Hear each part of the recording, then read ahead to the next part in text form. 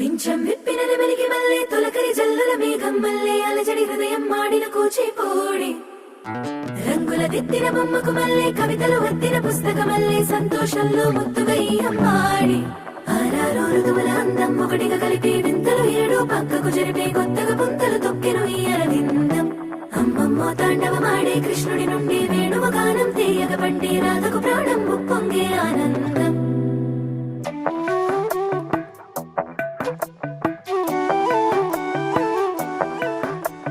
మధురము కదా ప్రతొక నడక నీతో కలిసేలా తరగని కథ మనదే కనుక మనసు మురిసినిలా ఉసురేమో నాదైనా